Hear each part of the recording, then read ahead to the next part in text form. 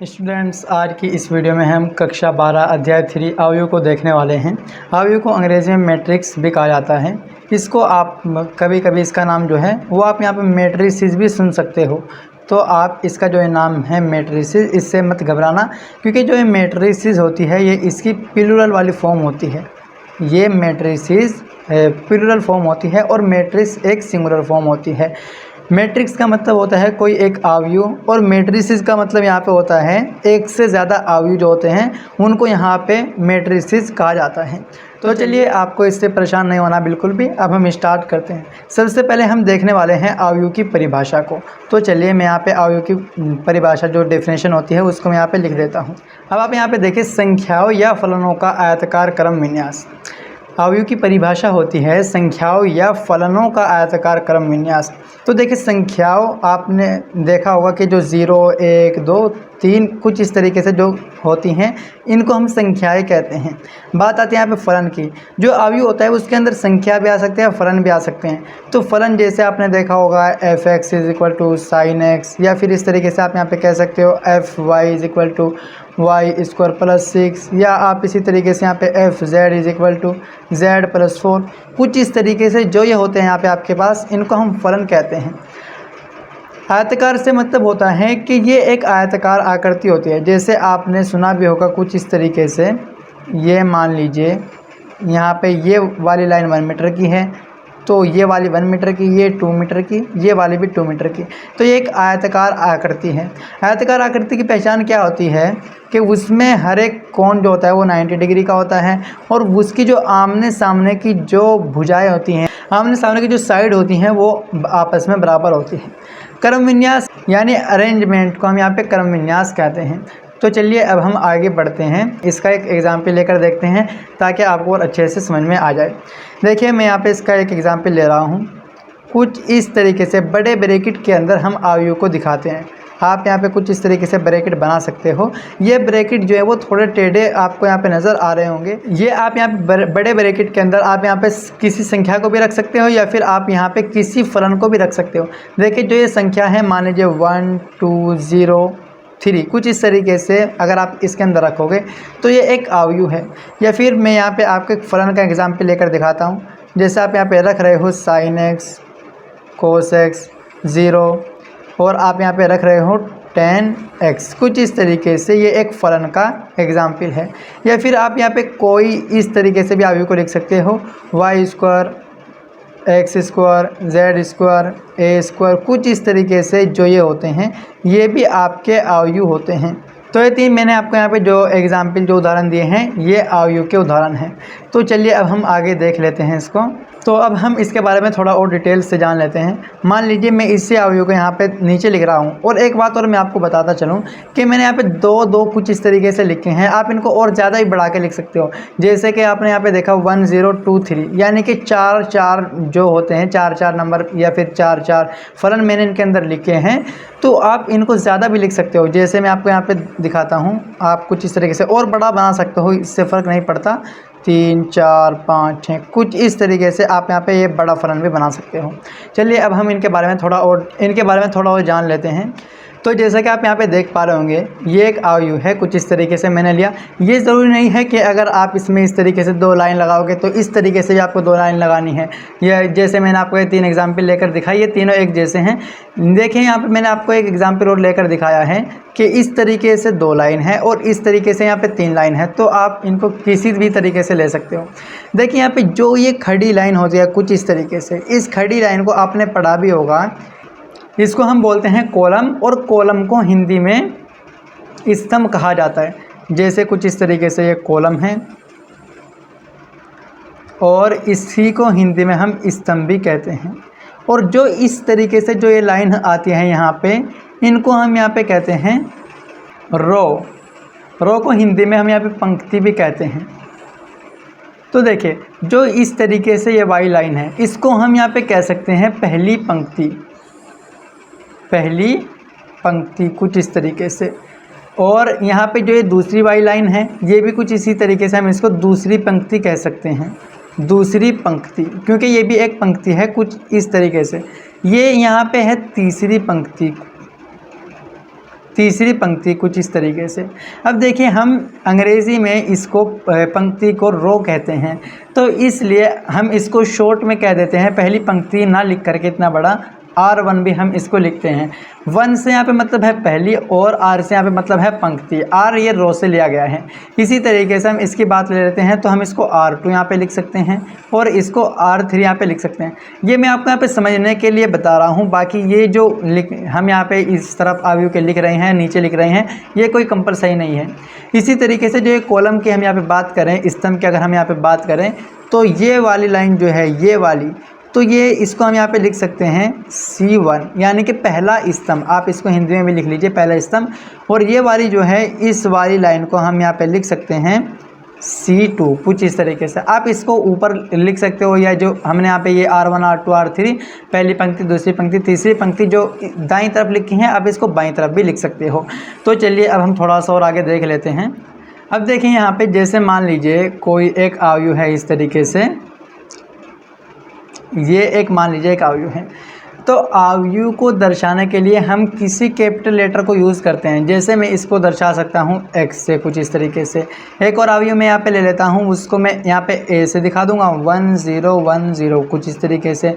इसको मैंने A से दिखा दिया। तो यानी किसी भी अवयव को, तो यानी किसी भी अवयव को हम कैपिटल लेटर से दर्शाते हैं। आप यहाँ पे A X B C D M N O P, आप यहाँ पे कुछ भी ले सकते हो। अब यहाँ पे हम बात करेंगे अवयव की कोटि की। तो चलिए तो अब आप यहाँ पे देखिए अवयव की कोटि, इसको हम अंग्रेज़ी में ऑर्डर ऑफ अ मैट्रिक्स भी कहते हैं। जो कुछ हेडिंग होती है जिनकी मैं आपको अंग्रेज़ी भी यहाँ पे बता देता हूँ। तो अब हम इसके बारे में जान लेते हैं। देखिए ऑर्डर जो होता है, ये ऑर्डर और प्रोडक्ट में यहाँ पे फ़र्क होता है। ऑर्डर अलग चीज़ होती है और प्रोडक्ट अलग चीज़ होती है।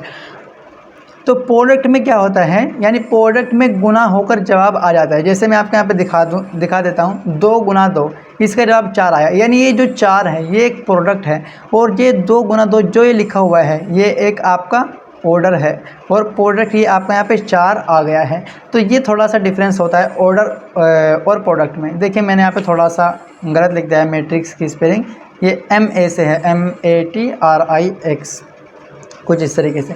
तो अब हम यहाँ पे देख लेते हैं कि मेरा ये बताने का क्या मतलब था। यहाँ पे देखिए मान लीजिए A नाम से मैं किसी अवयव को ले रहा हूँ, यहाँ पे 1 0 0 1, कुछ इस तरीके से। तो अवयव की कोटि, यानी इसमें हमें ये गिनना होता है कि पंक्तियों की संख्या कितनी है। पहले हमें पंक्तियों की संख्या को गिनना होता है, और फिर हमें स्तंभों की इस तरीके से संख्या को गिनना होता है, और वो हमें यहाँ पे लिख देनी होती है।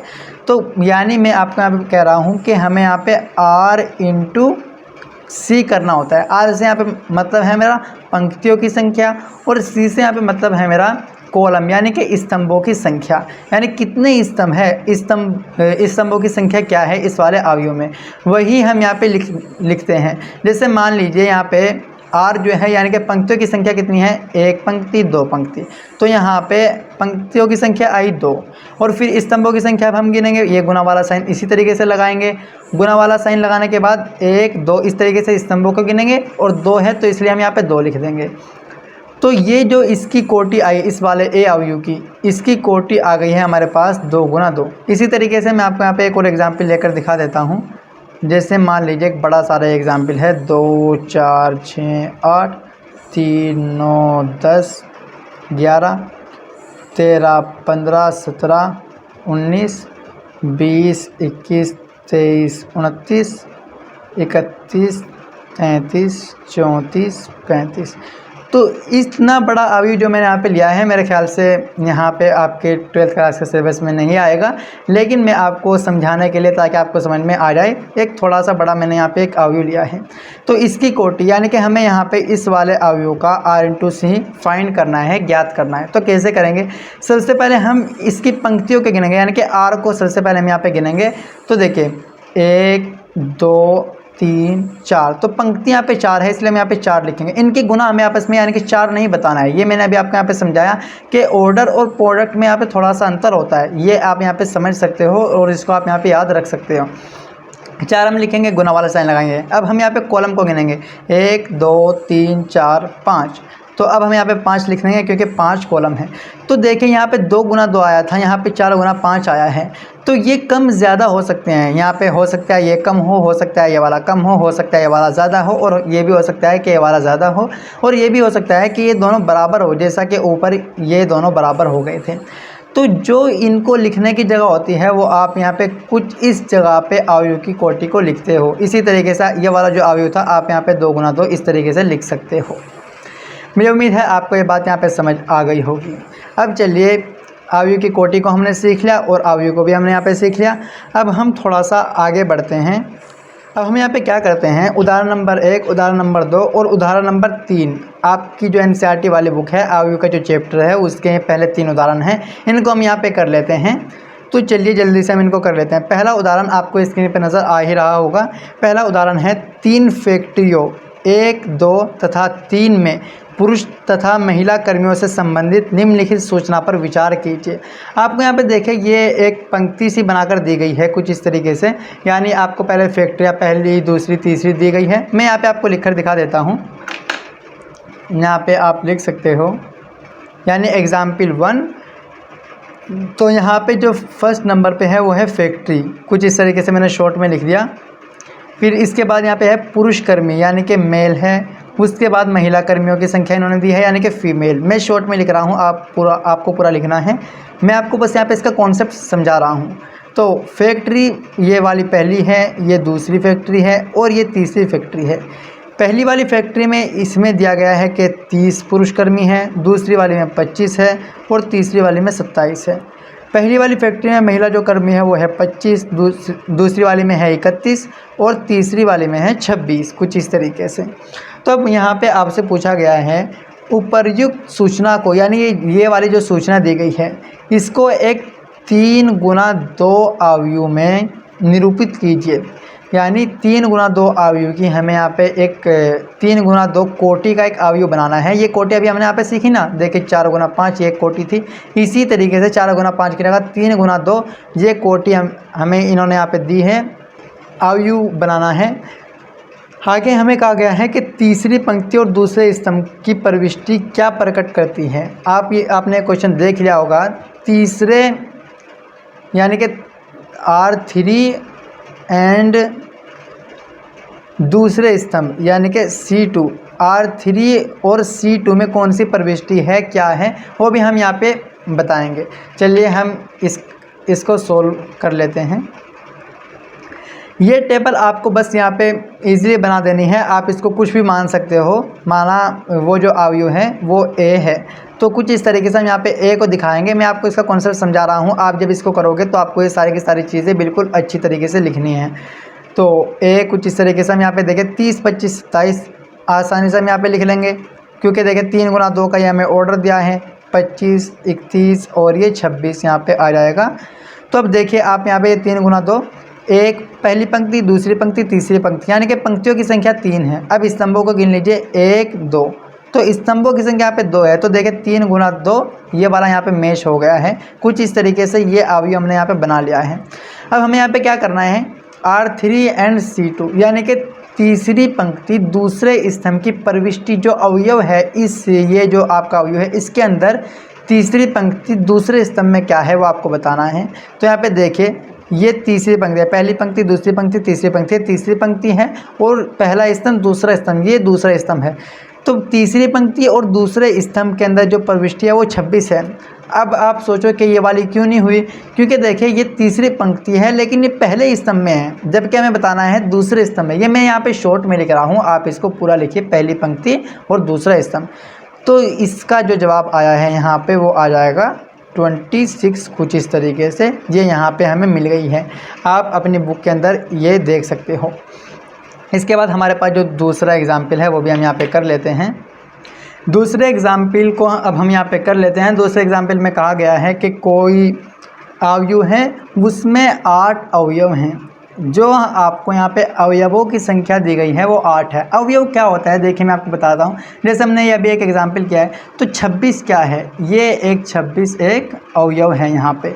ये 27 भी एक अवयव है। यानी कि इस अवयव के अंदर जो जो चीज़ें 25 है, ये वाला, ये 30, ये 25, ये फिर 31 जो है, ये सारे के सारे अवयव हैं। तो ये सारे के सारे जो अवयव हैं किसी एक अवयव के अंदर वो 8 है। इसमें कितने थे? 1 2 3 4 5 6। इस वाले में 6 थे, लेकिन जो है यहाँ पे अवयव की बात की जा रही है, उस अवयव के अंदर 8 अवयव है। अवयव की संख्या 8 है। तो हमें यहाँ पे क्या करना है, आप ये स्क्रीन पे क्वेश्चन देख रहे होंगे, तो इसकी संभव कोटियाँ क्या हो सकती है, यानी कि हमें यहाँ पे संभव कोटियाँ बतानी है। संभव कोटियाँ ये हमें यहाँ पे बतानी है। तो संभव कोटियाँ को यहाँ पे फाइंड करना बहुत ही आसान है। मैं आपको यहाँ पे बताता हूँ संभव कोटियाँ आप किस तरीके से यहाँ पे लिखोगे। अभी देखिए, अगर आप इस वीडियो को एंड तक देखोगे तो आपको ये बहुत ही अच्छे समझ में आ जाएगा, क्योंकि इन तीनों एग्जाम्पल के बाद मैं आपको थोड़ा सा कॉन्सेप्ट समझाऊंगा और फिर आपके लिए ये तीनों एग्जाम्पल करना बहुत ही ईजी हो जाएगा। मैं आपको स्टार्टिंग में इसलिए बता रहा हूँ ताकि आपको जब मैं ये चीज़ पढ़ाऊँ तो आपको वहाँ पर बहुत ज़्यादा ईजी लगे ये, और ये कॉन्सेप्ट आपके दिमाग में बिल्कुल फिट हो जाए, आपको अच्छे से समझ में आ जाए। तो देखिए 8 अवयव हैं हमारे पास। तो देखिए इस वाले के अंदर 6 अवयव थे, तो इसकी संभव कोटियाँ क्या हो सकती थी। ये ज़रूरी नहीं है कि हम इसको इसी तरीके से लिखें, हम इस वाले को कुछ इस तरह भी लिख सकते थे कि हम क्या करते हैं यहाँ पे, ये हम यहाँ पे लिख सकते थे 30 25 27 यहाँ पे, और फिर 25 31 26, कुछ इस तरीके से भी हम इसको यहाँ पे लिख सकते थे। अब यहाँ पे क्या हुआ, ये देखिए कुछ इस तरीके से सारे के सारे मेल है, ये वाले फीमेल है। तो यहाँ पे पहली पंक्ति दूसरी पंक्ति, तो यहाँ पे 2 पंक्ति हो गई, और स्तंभ, पहला स्तंभ दूसरा स्तंभ तीसरा स्तंभ, तो ये तीसरा स्तंभ हो गया। तो देखिए ये 3 गुना 2 का अवयव था, ये 2 गुना 3 का बन गया। 2 गुना 3 और 3 गुना 2 यहाँ पे देखिए आपस में बराबर नहीं होते हैं। अगर आप अभी आप नेक्स्ट पार्ट में जब अवयव की समानता पढ़ोगे तो आपको ये बात अच्छे से समझ में आ जाएगी। तो कुछ इस तरीके से, यानी कि अब भी 6 अवयव ही हैं। तो यानी यहाँ पे मेरा बताने का मतलब ये है कि 3 गुना 2 और 2 गुना 3 ये एक ही अवयव के जो अवयव हैं वो अलग अलग टाइप में आ सकते हैं। इसीलिए जो ये 8 अवयव हैं ये कितने तरह के अवयव में आ सकते हैं, कितने अलग अलग कोटि उनकी बन सकती है। संभव कोटि हमें यहाँ पे वही ज्ञात करनी है। तो कैसे करोगे, देखिए हम यहाँ पे पहले बना सकते हैं 1 गुना 8। इस 1 से क्या मतलब हुआ कि ये एक पंक्तियों की संख्या, यानी कि एक पंक्ति में हम 8 अवयव रख दें तो ये काम चल जाएगा। बिल्कुल इसी तरीके से जैसे ये 6 अवयव हैं तो हम इनको एक ही लाइन में 6 के 6 को रख दें, तो जब भी 6 ही अवयव रहेंगे और ये हमारा एक अवयव भी बन जाएगा।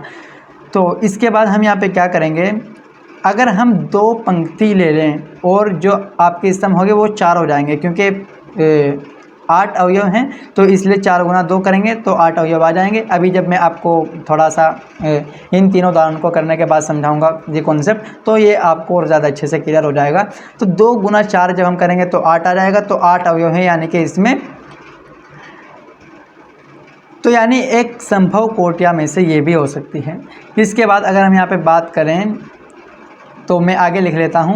8 गुना अगर 1 करेंगे, यानी कि यहाँ पे हम क्या करेंगे, 8 पंक्तियाँ होंगी और एक स्तंभ होगा, यानी कि एक खड़े स्तंभ में 8 पंक्तियाँ अगर हम दे दें तो तब भी ये 8 अवयव आ जाएंगे। और अगर हम 4 गुना 2 दे दें तो यानी कि 4 पंक्तियाँ हम यहाँ पे इस तरीके से बनाएंगे और 2 स्तंभ कुछ इस तरीके से बना लेंगे, तब भी हमारा काम यहाँ पे चल जाएगा। अब ये 4 संभव कोटियाँ हैं यहाँ पे। तो जो 8 अवयव वाला जो कोई भी अवयव होगा उसकी यहाँ पे ये 4 संभव कोटियाँ आएंगी।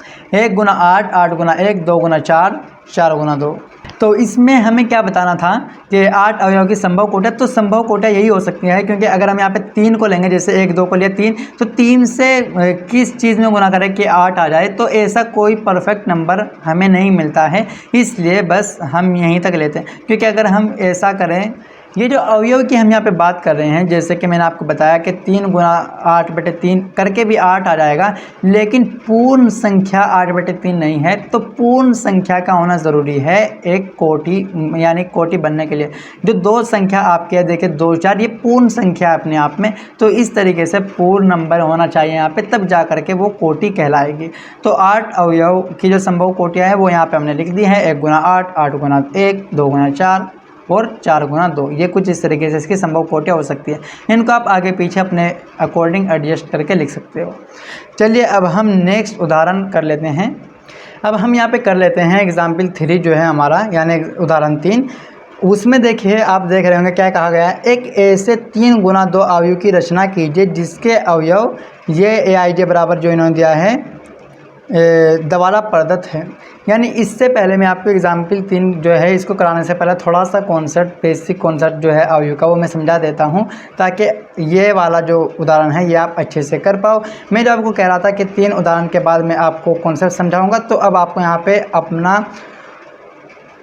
पूरा फोकस कर लेना है ताकि आपको ये चीज़ जो मैं आपको यहाँ पे बताने वाला हूँ अच्छे से समझ में आ जाए।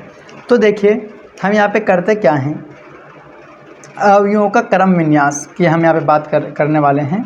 तो अवयव का क्रम विन्यास, इसके लिए आपको यहाँ पे थोड़ा सा समझना पड़ेगा। इसके अंदर होता क्या है, देखिए मान लीजिए आपको कुछ इस तरीके से, जैसे आपको उदाहरण 3 में दिया गया था कि 3 गुना 2 का कोई अवयव है, लेकिन आपको उसके अवयव नहीं दिए गए थे। तो ऐसे क्वेश्चन के अंदर अगर आपको अवयव बनाना होता है, उसके अवयव को निकालना होता है, तो आप वहाँ पे क्या करते हो, जैसे मान लीजिए आपको यहाँ पे 3 गुना 2 का कोई अवयव बनाना है, तो आप यहाँ पे क्या करोगे, कुछ इस तरीके से 3 गुना 2 से हमें पता चल जाता है कि ये R यानी कि पंक्तियों की संख्या है और ये C यानी कि कॉलम की संख्या है। तो कुछ इस तरीके से आप यहाँ पे बना लीजिए। अब इसके बाद देखिए इसका जो निरूपण है वो हम यहाँ पे सीख रहे हैं, निरूपण। इसका जो निरूपण है इसको हम निरूपित किस तरीके से करते हैं, हम एक बड़ा सा A लिखते हैं और फिर यहाँ पे हम I लिखते हैं और फिर यहाँ पे J लिखते हैं। J जो है, J को हम यहाँ पे I जो है पहले नंबर पे I है ना, तो I को हम यहाँ पे पंक्तियों की संख्या कहते हैं, यानी पंक्ति की जो संख्या आएगी यहाँ पे, अभी मैं आपको ये समझाऊंगा। और J जो है इस यहाँ पे J की जगह पे हम लिखते हैं जो कॉलम की स्तंभ की जो संख्या आती है वो हम यहाँ पे लिख लेते हैं। तो 3 गुना 2 कोटि का जो है यहाँ पे हमें एक अवयव बनाना है, तो वो हम किस तरीके से बनाएंगे, तो वो इसके यानी कि AIJ के अकॉर्डिंग आप A की जगह B C जो आपको लिखना हो वो आप यहाँ पे लिख सकते हो। तो बाकी A लिखा जाता है आपके एनसीईआरटी में, तो इसलिए मैंने यहाँ पे A को लिखा है, A लिखा है। तो चलिए अब इसको हम यहाँ पे कैसे बनाएंगे, तो देखिए ये आपके पास है R1 यानी कि पहली पंक्ति, ये आपके पास है R2 और ये आपके पास है R3। तो यहाँ पे 3 गुना 2 कोटि का तो ये अवयव है ही। अब इसके बाद ये आपके पास है C1 और ये जो यहाँ पे लाइन आएगी वो आपके पास होती है C2। देखिए मैं आपको यहाँ पे बहुत ही आसान तरीका बताने वाला हूँ। आपको यहाँ पे लिखना है A, यहाँ पे भी आपको और यहाँ पे भी आपको, यहाँ पे भी, यहाँ पे भी, यहाँ पे भी। लेकिन अभी ये पूरा नहीं हुआ, आपको यहाँ पे कुछ नंबर लिखने हैं IJ की जगह। तो IJ में आपको यहाँ पे क्या लिखना है, देखिए I यानी कि R, आप सबसे पहले R की तरफ दौड़ोगे। ये जो A है इसको पूरा करने के लिए आप इस तरफ R की तरफ आओगे, तो आपको यहाँ पे R1 मिला, तो आप ये जो R1 है इस नंबर को यहाँ पे रख दीजिए उठा करके। अब इस वाले A के लिए भी आप इसी तरीके से कर सकते हो, इस A को यहाँ पे रख लीजिए। इसके बाद ये J यानी कि C, अब आपको इस वाले के लिए बिल्कुल इसके सामने सीधे नीचे आ जाएगी तो 1, तो आप A11 यहाँ पे ये आपके लिए हो जाएगा A11। अब इस वाले के लिए आपको क्या करना है, यहाँ पे J की जगह क्या लिखना है, इसके नीचे आओ बिल्कुल सीधा, तो आपको यहाँ पे मिल जाएगा 2 यानी कि 2, तो आप वो 2 यहाँ पे लिख दीजिए। तो ये A11 हो गया और ये A12। अब इसके लिए आप क्या करोगे, इसके सामने पहले R के पास जाओगे तो यहाँ पे 2 आ जाएगा, और अब आपको C यानी कि इसके नीचे आना है C के पास, तो ये यहाँ से 1 मिल जाएगा। अब आपको यहाँ पे इसके लिए क्या करना है, पहले इस तरफ R के पास जाना है तो आपको 2 मिलेगा, फिर आपको नीचे आना है तो 2 आपको ये मिल जाएगा। अब इसके लिए आपको क्या करना है, पहले R के पास जाना है, आपको 3 मिलेगा, अब नीचे आना है तो A3 ये आपका यहाँ पे हो जाएगा। अब इसके बाद अगर आपको इसके लिए बनाना है तो आपको यहाँ पे दाईं तरफ यानी कि R की तरफ आना होगा पहले, और फिर C यानी कि C की तरफ नीचे आप आइए और आपको यहाँ पे 2 मिलेगा, तो आप यहाँ पे 2 लिख दीजिए। तो देखिए हमने कितनी आसानी से इसका यहाँ पे AIJ की मदद से हमने कितनी आसानी से इसके अंदर अवयवों को भर लिया है। तो ये 3 गुना 2 कोटि का एक अवयव है। तो अब अगर आपसे कोई कुछ भी पूछता है, यानी कि आपसे किसी ने पूछा कि A21 क्या है, तो आप यहाँ पे इस वाले को यहाँ पे लिख दोगे। इसकी जगह A21 की जगह यहाँ पे कोई ना कोई नंबर होगा, कोई संख्या होगी, कोई यहाँ पे फलन होगा, तो वो आपको यहाँ पे उसके जवाब में लिखना है। या फिर आपसे भी पूछ सकता है कि दूसरी पंक्ति पहले स्तंभ में कौन सा अवयव है। देखिए दूसरी पंक्ति पहले स्तंभ में कौन सा अवयव है जी, ये A21 यानी कि A21 अवयव है। इसको 21 नहीं पढ़ेंगे, 21 पढ़ेंगे, क्योंकि इसमें पहला नंबर I का होता है, दूसरा नंबर जो होता है वो J का होता है। I यानी कि यहाँ पे पंक्ति वाले नंबर को दिखाता है, और J जो होता है वो यहाँ पे स्तंभ वाले नंबर को दिखाता है। अगर आपको देखिए कोई भी चीज़ समझ में नहीं आती है तो आप वीडियो के कमेंट बॉक्स में मुझे बता सकते हैं, या फिर कोई चीज़ आपको लग रही है कि मैं कम एक्सप्लेन यहाँ पे कर रहा हूँ तो आप उसको मुझे बता सकते हो कि इसको थोड़ा और डिटेल में एक्सप्लेन कीजिए, तो मैं आपके लिए वो भी यहाँ पे करूँगा, थोड़ा और ज़्यादा डिटेल में एक्सप्लेन करूँगा। तो ये हमने यहाँ पे सीख लिया है, मुझे उम्मीद है आपके समझ में आ गया होगा। देखिए मैं कुछ चीज़ शॉर्ट में लिखता हूँ, जैसे पंक्ति लिखना था मुझे और यहाँ पे स्तंभ लिखना था, तो या अगर मैं आपको इंग्लिश में बताता तो ये रो लिखना था, ये कॉलम लिखना था। तो इतनी चीज़ें मैं आपको बोलकर बताता हूँ, तो आप वहाँ से ये लिख लीजिए, क्योंकि अगर मैं इनमें लिखूँगा तो वीडियो की लेंथ जो होती है वो काफ़ी ज़्यादा लंबी हो जाती है और समझ में आपको इस तरीके से भी आ जाता है। तो देखिए अब मैं आपको यहाँ पर बताता हूँ, कोई एक रियल एग्जाम्पल लेता हूँ मैं। कुछ इस तरीके से मान लीजिए मैं 3 गुना 2 कोटि का ही कोई अवयव यहाँ पे ले रहा हूँ। 3 गुना 2 कोटि का अवयव 1 2 3 4 6 9 मैं यहाँ पे ले लेता हूँ। अब अगर आपसे कोई पूछे कि आप यहाँ पे A31 का जो अवयव है वो बताइए, या परिविष्टि भी अवयव को हम बोल देते हैं यहाँ पे A31, तो आप यहाँ पे क्या समझोगे कि तीसरी पंक्ति में आपको जाना है और पहले स्तंभ में। तीसरी पंक्ति, पहली पंक्ति, दूसरी पंक्ति, तीसरी पंक्ति, यानी कि इस वाली पंक्ति में हमें देखना है। अब पहले स्तंभ में, पहला स्तंभ ये वाला है, दूसरा ये वाला, तो पहले स्तंभ में हमें देखना है। तीसरी पंक्ति पहले स्तंभ में 6 है, तो इसलिए आप इस 6 को यहाँ पे लिख दीजिए। तो इसका जवाब A31 का आ जाएगा ए, यानी कि 6 इसका जवाब यहाँ पे आ जाएगा। अगर आपसे कोई पूछा है A22 की प्रविष्टि क्या होगी, या फिर आपसे, ये मैं शॉर्ट में लिख रहा हूँ, आपसे कोई ये भी कह सकता है कि दूसरी पंक्ति दूसरा स्तंभ का मान बताओ, यानी कि दूसरी पंक्ति और दूसरा स्तंभ, ये आपका यहाँ पे मिलेगा, पहला स्तंभ दूसरा स्तंभ, तो इसका जो जवाब होगा वो 4 यहाँ पे आ जाएगा। कुछ इस तरीके से ये आपके अवयवों का क्रम विन्यास होता है। अब चलिए बढ़ते हैं हम तीसरे उदाहरण की तरफ। मुझे उम्मीद है आपको ये जो छोटा सा कॉन्सेप्ट था ये अच्छे से समझ में आ गया होगा। तीसरे उदाहरण में हमें 3 गुना 2 कोटि का एक अवयव क्रिएट करना है और उसके अंदर हमें कहा गया है कि जो AIJ है ये बराबर है 1/2, और ये मोड वाला साइन इन्होंने यहाँ पे यूज़ किया है, फिर I को यूज़ किया है, यानी कि I लिखा है I - 3IJ, और फिर इन्होंने मोड को यहाँ पे कुछ इस तरीके से इस वाले साइन को यूज़ किया है। तो यानी AIJ बराबर ये है। अब आपको 3 गुना 2 कोटि का कोई अवयव यहाँ पे क्रिएट करना है। पहले तो हम मान लेते हैं, माना कुछ इस तरीके से A बराबर, जैसे आपने ऊपर अभी वो अवयव बनाया था वही अवयव आपको यहाँ पे मान लेना है। 3 गुना 2 कोटि, मैंने आपको बताया था ये C1 C2 R1 R2 R3, ये लिखने की कोई ज़रूरत नहीं होती है। तो चलिए A11 आप यहाँ पे लिख लीजिए, A12 A21 A22 A31 A32। आपको ये हो सकता है थोड़ा सा ज़्यादा अच्छा नज़र ना आ रहा हो, लेकिन जो मैं आपको बोलकर बता रहा हूँ आपको ये अच्छे से सुन रहा होगा। तो अब हमें यहाँ पे ये A11 का मान, इस सारे जो भी अवयव हैं उनका मान हमें यहाँ पे निकालना है। तो देखिए किस तरीके से निकालेंगे, इसकी मदद से हम यहाँ पे निकालेंगे AIJ, यानी कि A11। पहले नंबर पे हमें A11 का मान निकालना है, A11। तो इस AIJ की मदद से हम क्या करेंगे यहाँ पे कि जहाँ पे I है, क्योंकि I हमें पंक्तियों की संख्या को दिखाता है और J हमें स्तंभों की संख्या को, तो A11 के अंदर ये पहले वाला 1 जो है ये I के लिए है, यानी पंक्तियों की संख्या को दिखा रहा है, और J के लिए ये दूसरे वाला 1 है। तो आप यहाँ पे क्या करोगे, 1/2 पहला तो इसी तरीके से लिख दोगे, यहाँ पे ये मोड वाला साइन लगाओगे, I की जगह ये पहले वाला 1। देखिए 1 में फ़र्क होता है, ये नहीं कि 1 है तो कोई सा भी 1 लिख दीजिए, पहले वाला 1 I की जगह पे आएगा, फिर माइनस, फिर 3 गुना J का मान यहाँ पे दूसरे वाला 1 है इसलिए 1 यहाँ पे आएगा। अब आपको कैलकुलेशन करनी आती होगी तो आप वो यहाँ पे कर लीजिए, 1/2 माइनस का 2 यहाँ पे आ जाएगा और ये बाहर 1 आ जाएगा, क्योंकि मोड से बाहर हमेशा जब भी जाता है वो माइनस को या प्लस का, वो प्लस में ही जाता है। तो जब 2 से हम 2 को काटेंगे यहाँ पे, फिर जब ये बाहर आ जाएगा इस मोड वाले साइन से, तो ये 1 यहाँ पे आ जाएगा, यानी कि 2 से 2 को भाग देंगे, मेरा काटने से मतलब ये था। अब चलिए देखिए यहाँ पे A11 का मान यहाँ पे 1 आ गया है। इसी तरीके से यहाँ पे A12 यानी कि इस वाले का निकाल लेते हैं। A12 में क्या करना है, 1/2। इसी तरीके से I की जगह यहाँ पे देखिए, I की जगह हमें 1 लिखना है, तो 1 लिख देते हैं, -3 × यानी कि गुना वाला साइन। J की जगह इस बार हमें यहाँ पे 2 लिखना है, तो देखिए समझने वाली बात है 2।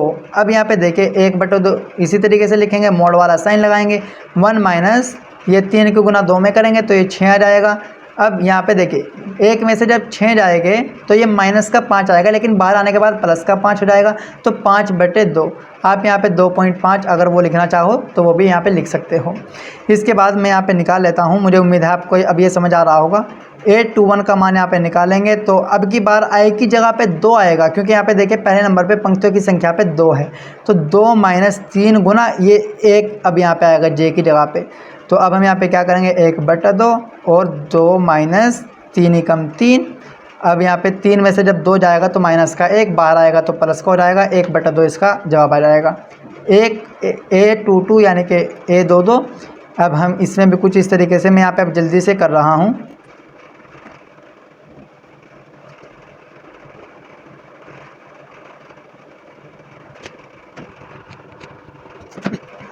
अब देखिए आपका टाइम जो है वो बचाने के लिए मैंने यहाँ पे जल्दी से कर लिया है।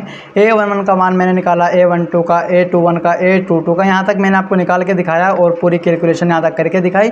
लेकिन ये शॉर्ट में हो जाता है, इतना ज़्यादा देखने की कोई ज़रूरत नहीं होती। ये 0 यहाँ पे आया है, देखिए 3 ही कम 3 हो जाएगा, 3 में से 3 जाएगा 0, 2 से 0 को भाग देंगे 0, और इसी तरीके से 3 दूनी यहाँ पे 6 हो जाएगा, 3 गुना 2 में करेंगे 6, 6 में से 3 जाएगी तो 3/2 यहाँ पे आ जाएगा। अब आपको यहाँ पे क्या करना है, ए जो आपने पहले अवयव बनाया था, अब आपको इसी तरीके से A11 की जगह ये 1 यहाँ पे लिखना है तो 1 लिख देंगे। A12 की जगह आपको 5/2 लिखना है तो आप यहाँ पे 5/2 लिख सकते हो। A21 की जगह 1/2 आपको यहाँ पे 1/2 लिखना है A21 की जगह, तो आप यहाँ पे वो लिख दीजिए। इसके बाद आपको A22 की जगह यहाँ पे या A22 की जगह आपको यहाँ पे लिखना है 2, तो आप यहाँ पे 2 लिख दीजिए। तो आप यहाँ पे 0 लिख दीजिए 31 की जगह। A32 का मान यहाँ पे आया है 3/2, तो आप यहाँ पे 3/2 लिख दीजिए और ये आपका अवयव बन करके तैयार हो गया है। यही हमसे पूछा गया था और इसका जवाब आपके सामने है। तो हमारे ये 3 उदाहरण हो गए हैं। अब वीडियो की लेंथ काफ़ी लंबी हो गई है। नेक्स्ट वीडियो में हम अवयव के प्रकार को जानेंगे और अवयव की समानता को जानेंगे, और इस पे हम जो बाकी के उदाहरण हैं 3.1 के, वो सारे के सारे कवर करेंगे। तो चलिए मिलते हैं नेक्स्ट क्लास में, नेक्स्ट वीडियो में। तब तक के लिए अपना ख्याल रखें।